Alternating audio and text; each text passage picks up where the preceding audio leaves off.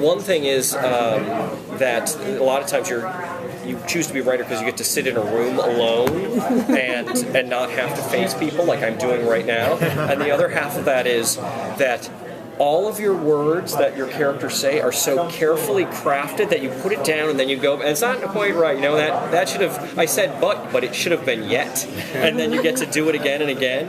And so you can imagine what this is like for me now. It's like, whatever I send you, whatever I say to you, I'm going to, like, the next question I'm going to be going, you know what, I should have said that. You know what would have been better? Just like, can I go back? We're going to spend this entire time on just one question.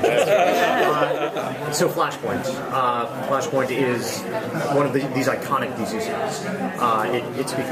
It was the thing that launched the New 52. You know, all this stuff that's in there. For you, going into it and scripting Jeff Johns' films, what was that like for you as presumably a comic fan, trying to bring this story to a new medium? Well, I was really fortunate in that. Well, first of all, I was fortunate to get the gig. Sure. Yeah. That was if I was a 19th century British sea captain, that would be called a plum. It's just like this thing that drops into your lap. It's like, okay, I'll take it, you know. And I was working on Green Lantern the animated series, and I got called into Alan Burnett's office. And Alan is a legend, as you know, and he is a great. He's like that. He's very casual and off the cuff and relaxed. He's like you know, Andy Griffith, but who knows everything about superheroes, you know? And he said, you know, Jim, I've been doing this a long time, and there are about 10 different superhero stories, and Jeff found an 11th way. And I was like, okay, I'm in, you know? I was like, yeah, that sounds great. And I was the series hadn't come out yet, and they sort of had to explain to me what it was. So in some ways, I benefited from the fact that I didn't know how big a thing it was. It was literally pages of script, of the comic script that got sent over, and then pencil drawings, you know, or copies of pencil drawings of the art, and without the words in it at all. Well, half the time I had to try and match the script to the pencils, which was a little bit of a puzzle, you know, especially if, like, I'd like to think I know all these heroes and villains, but then, of course, they look different in the alternate universe, so then I'm in a position of like, I think this is Deathstroke. Does Deathstroke have a beard? When then I'm Googling Deathstroke's beard, you know? you know? And so it wasn't as big a thing. Really the job was, one, kind of putting the jigsaw puzzle of what it was turning into together, and then, you know, sadly, it was cutting. The huge part of the job was just cutting and cutting and cutting and just throwing away marvelous material in hopes that the very best of it remained. You know, what was the most painful thing that you had to cut? The Batman. But I, you know, hats off to Jay because he. I didn't. Is this? Do I do all cap spoilers here? I don't like. But if you what Jay did is he took that story and compressed it into about 7 shots. You know, I mean, you get the whole thing, and it's tragic, and you're stunned at the end of this moment. And in some ways, it's almost better because you're like, wow, that was a strong story to tell in 15 seconds. You know, the same with the Aquaman Mara story, which, you know, it could have been its own DTV that I could have written and gotten paid for. But as just a little montage, it's really strong, and I think there's something great that it adds, knowing that all these things happened in make-believe land, in the DC universe, in this alternate DC universe. It just adds a richness to the story that you do get to see. Whether you've read the comic and know all these other stories, or you just know that we're hinting at something that you would have seen had this been a 26 episode series, which I would have been happy to do too. So what was your favorite part that to work on that didn't get cut? You know, it's funny. I mean, it's all really fun. I love that Superman story. Oh, yeah. I love it, and it's so sad and wonderful, and heartbreaking. I really loved. I loved how all those stories dovetailed into the climax of the movie, and in some ways, I like how you didn't have to see every beat of every one of those stories. You know, it was sort of like you knew something amazing happened off screen. But then, because as soon as Superman leaves, he goes somewhere, and then he shows up. So you know he's gone on a journey, and you know chances are we're never going to know what that was. But based on the mood and tone of the entire piece, you know it was sad and grueling and possibly bloody. You know. This, you know, instead of in this movie, I brought this up to Jay also. It was interesting that you didn't have to necessarily worry about punching somebody into a skyscraper, knocking down a skyscraper. You're dealing with these heroes in a setting of a war, which was so different from, I think, anything we've ever seen in the animated films. Yeah, I totally agree. It was a thrill because it's sort of, I love all the tropes. I love all that superhero stuff, but there was something kind of heady. It was a little bit intoxicating. It was like, all this stuff I love, I'm crumpling it up and I'm throwing it over my shoulder, and now it's a war. And what does a war look like with these people? And the answer is bad. War looks bad with these people. I mean, it looks bad anyway with regular people, but it's only in a weird way because we care about these made-up characters so much. We feel their deaths more, you know, than when we look at the news and see, you know, soldiers' coffins covered with the flag. It's a kind of a topsy-turvy world in that way. But to answer your question, it's heady and exciting. Was there any particular character that you were really stoked to write a sort of distorted mirror version of, or just maybe a version of period? So much of it came from Jeff and Andy's work that like they did so much of that it's, you know, I can't take credit for any of it. I just enjoyed, basically, once they set up those characters, I took what I could in terms of dialogue from the comics, but, you know, as soon as you start changing one thing, it's, you know, it's like a house of cards, and then you can't, it's a lot of work to keep individual lines, so now you're writing a new scene, but you're using the voices that were created in the comic, and that's part of the fun, too. And so, basically, every time a new hero arrives in the alternate world, it's a thrill to find out who they're going to be and what their personality is going to be like and what is the subtle change. It's really fun. So what was your favorite sort of combination of, really like writing them Flashpoint, but I really loved playing them in the alternate. Well, you know what? I'm glad you brought that up. When I talked about it with Alan and everybody, there was a thought that this is almost more than any other DTV. This really is an insider job. You know, the more you have read comic books, the more fun you're going to have doing it. But you cannot make a movie just for people who have read comic books all their lives. God bless them. You know, I love you. But you want to be able to come in cold and go, oh, okay, so we needed to basically... We needed a Super Friends scene, you know? I mean, they're not the Super Friends. There's no Wendy Marvin Wonder Dog, though. God willing, I would have loved to have them. But we had to see how they acted in our world, and that was a really fun thing that I got to write that was, you know, just out of my head.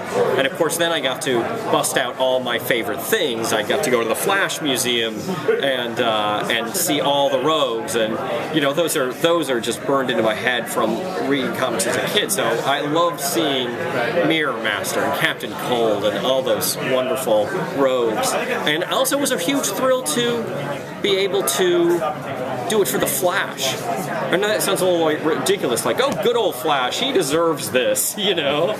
But there are a lot of Flash fans, and I think the ones who don't hate me after this will appreciate the fact that they got to go to the Flash Museum and see Iris and, you know, and have all, and have, of course, have the tragic moments as well, but that they got to see him. And I love funny, you know, Justice League Unlimited Flash too, but it was funny to have him as a well-rounded, you know, kind of normal guy who isn't just there for jokes. There's also an opportunity, because DC has tried to do things on Wonder Woman, Green Lantern, and Warner the sales weren't anywhere near what Superman, Batman, and Justice Leagues are. So it was interesting to almost make a Flash movie. Yes. You know what I mean? Use this as an excuse to do a Flash movie, even though they clearly protest us. Well, you found us out. You saw through our little ruse. Yes, it is essentially a Flash story, but it's also kind of to use a Marvel term. It's a Flash Batman team up, you know, except that it isn't the Batman we know, but he certainly has a strong presence in it. And if you take us to comic book court, which is something I live in fear of, being summoned to comic book court, every member of the Justice League is in the movie. Like I think probably every member of the League in every decade, and their sidekicks. They're all like, there are so many characters in this movie that you will watch it, and then you'll watch it again and keep pausing it and go, no. Were you able to put anybody like kind of red and obscure, like, and sneak them in a scene somewhere? I have to say that like I put as many as I could in thinking, and I've written for television so long that I'm used to people saying, can fewer people be in this shot? Could you do this instead of like when you say he comes in and fights a gang of henchmen and the implication is there are 8? What if they're 2?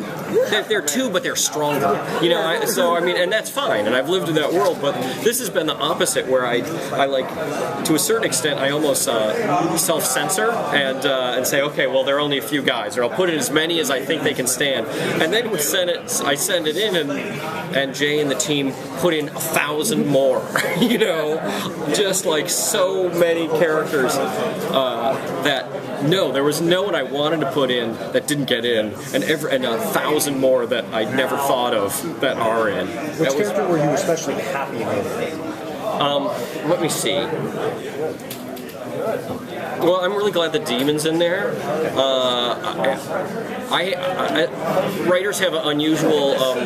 When we procrastinate, we go to the bookstore, to the writing bookstore. We get all this stuff, and you get to have this moment where you go, a rhyming dictionary. You know what? I really need this rhyming dictionary, because who knows that I might turn around someday and there might be a character who speaks completely in rhyme. And this was the day. I turned, my chair swiveled around, and I reached to the bookshelf, and yes, here you are, rhyming dictionary. Dictionary, meet demon. Demon, meet dictionary. It was great. I'm sure stuff got cut out from him, because that's fun to write that. How do you look at Green Lantern? I mean, doing an all CGI series. I mean, that was amazing. It was a blast, and I have to say that I become so suspicious because I thought, oh, well, I want to put Hal in this, but there's no room for Hal. Hal's going to get cut. But so I got him in the before, because he has to be in that core Justice League team, and it was fun to have him go in space with the bubble, and all the stuff you wanted to see. And then, but then Hal gets to be in the alternate universe, and gosh, who doesn't want Nathan Fillion to voice your Hal? And but to a certain extent, I didn't write him that differently than I wrote him in Green Lantern the Animated Series. He's wonderful, and he's fearless, and he's brave, and he's resourceful, and he's also sort of an ass. He's a little bit of a conceited, he's a pilot, and you almost need that absolute calm and self-assurance that makes you a capable pilot also makes you kind of an ass, because you're so overconfident, essentially. And so it was fun to see him without his powers, because he's all ass, and no hero. But at the same time, he gets to have this moment where you see a vulnerable side of him. He said, all my life, I've thought I was special. I thought there was something I could do that was different. And he gets to do it. And it's kind of really satisfying, even though it's still kind of messed up in this Flashpoint way, He has a story with a beginning, middle, and end, even though he's only on screen for a minute and a half or something. Did you find that a lot of the characters drafted into that core makeup of what makes them who they are in the Flashpoint universe when you adapted it? Yes, yeah, absolutely. It was knowing these characters so well, as I think almost all of us do. hopefully you'll all recognize them. You know, it isn't just their design of their costume; it's sort of the the content of their character. But there are only a few characters who are completely different. And of course, because it's Thomas Wayne Batman instead of Bruce Wayne, you know, his actions can be totally antithetical to Bruce's. You know, and when he pulls out those guns and just goes, "Let's fly," and you reel, you know, but it could never have been Bruce. You couldn't. It would be wrong to take that character and do something that is so antithetical to his core.